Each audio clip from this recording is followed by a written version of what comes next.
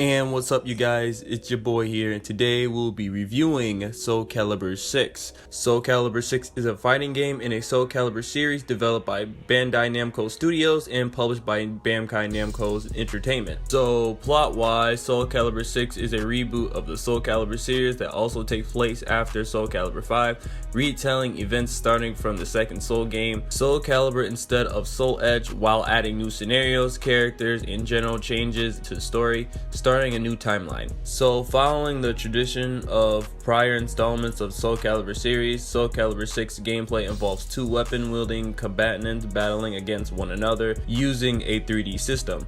The game kept many of the familiar gameplay elements, including 8-way run, guardian impact, but adds to the traditional formula, introducing new mechanics such as the reversal edge and a newly revamped soul charge. The reversal edge allows players to defend against oncoming attacks and quickly strike back, alongside a slow motion effect enabling more defensive options for players. The game contains a base roster of 21 fighters. Additional characters are also added through DLC. And now, since all of that is out of the way, I could specifically talk about each of the game modes. They added a secondary story mode called Liber of Souls. In this game mode, you'll be able to create your own custom fighter and scratch up before roaming the world in a quest to stop new evil masterminding at work and gathering Soul Edge shards. And I appreciate them for actually listening to me on this one. So you also will be able to literally go through each character's storyline each time, but the bad part is just still images and terrible voice acting. And rid my own blade of evil. That is the sole purpose for which I now live. Not even voice acting, it's just basically still images. And I'm not gonna lie, you do get cutscenes here or there, but it's just not enough. And for you to just sit there and just constantly be reading the whole thing is just boring. And you know what, just let me rephrase this. The voice acting isn't terrible, but the point where it just keeps on dragging on and on and on. It just drags on to a point where it's just terrible. But I do have to give them props with their character creation mode. So the mode is filled with powerful character creation tools which haven't even been seen in other SOULCALIBUR franchises, which can allow you to create variety of characters and varieties of races. You could become humans, elves, orcs, angels, lizards, mummies, skeletons, robots, golems, purple guys, and 3 degrees of Malfested. And saying all of those things, the creativity of people, it just never surprised me, and it is beautiful.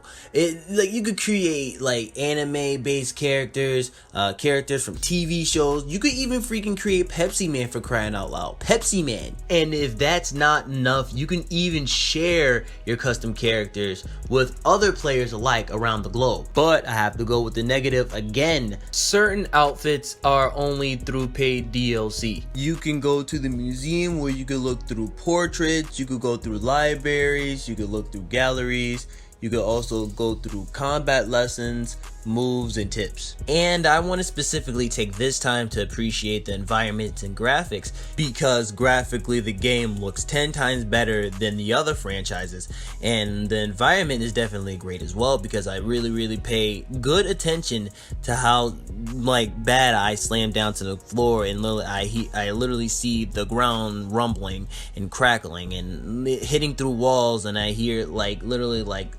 walls just breaking. I pay attention to that stuff, and I appreciate that. And before I forget, they do have time attack mode, is where you fight 8 stages of the enemies, and then that's technically it. And you do get timed and things, and you do get rated up with those things, and it's okay, it's not bad.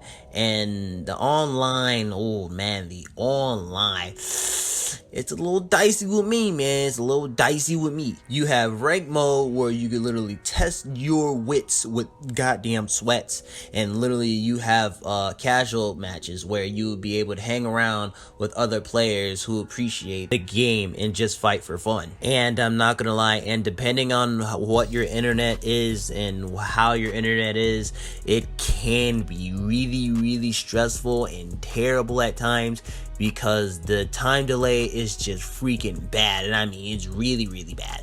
And literally, but if you do have a person with good connection, you can literally have fun with it. But most of my time when I played, it just had a terrible time delay. So let's hop on to the overview. So on the positive side of things, the plot is there. I like how they revamped the gameplay. I like most of the roster of the characters. The creation mode is out of control, bruh. And I like the graphics of the game. I appreciate certain environments in the game, and the museum mode is always appreciated. And then on the negative side of things, be prepared for still images and voice acting. The online, the time delay is freaking crazy, and most of the content, not even most of them, some of them are through paid DLC. So the game released on October 19th, 2018. The game should be in most platforms, so Xbox One, PlayStation 4, and PC. And looking through local stores, they're really cheap. It's about on a $20 price range. And literally digitally, it's about the same prices as most of them. So $59.99 digitally. The deluxe edition is $89.99, and all that crazy stuff. So is the game worth it or not? In my case, literally earlier last week, it was like $29.99 and stuff like that. So I was about to say just wait till the price drop, but since the price actually dropped to like 20 bucks, I feel that it's literally the appropriate price range. But if you want to, you can wait until the price drops some more, because again, they will be adding more content in the future. So that's the review. So if you like this review, please don't forget to like, comment, and subscribe to the channel if you haven't subscribed to the channel yet. I do reviews, videos, PvP matches, streams, and more. And if you haven't yet, please don't forget to follow me on my Facebook page and my Twitch account, because I'll probably stream on those platforms as well. Everything should be in the description box below, and I catch you guys on the next review.